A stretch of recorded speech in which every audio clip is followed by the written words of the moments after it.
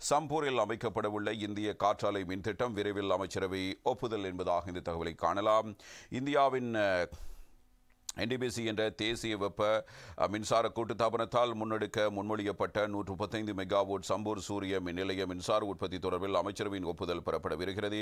இதன்படி இலங்கையின் தேசிய மின் கட்டமைப்புக்கு விற்கப்படும் ஒவ்வொரு கிலோவாட் மணி நேர மின்சாரத்துக்கும் இலங்கை மின்சார சபையால் செலுத்த வேண்டிய 5.97 அமெரிக்க சதம் என்ற புதிய கட்டணத்துக்கான பேச்சுவார்த்தைக்கு எரிசக்தி அமைச்சு அடுத்த வாரம் அமைச்சரவை ஒப்புதலை அளிக்க இருக்கிறது என்பதாகவே இந்த தகவலை நாங்கள் அவதானிக்கலாம்.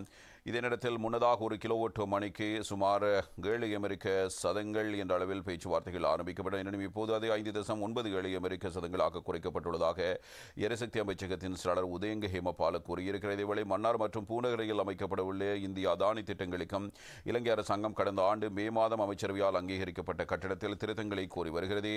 முன்னதாக பூநகர் மற்றும் மன்னாரில் உள்ள அதானி காற்றாலை மின்சார நிலையங்களுக்கு ஒரு கிலோவாட் அலகு 8.26 அமெரிக்க டாலர் கட்டணம் என்று 2024 மே மாதத்தில் அப்போதைய அமைச்சரவை அங்கீகாரம் வழங்கியிருந்தது.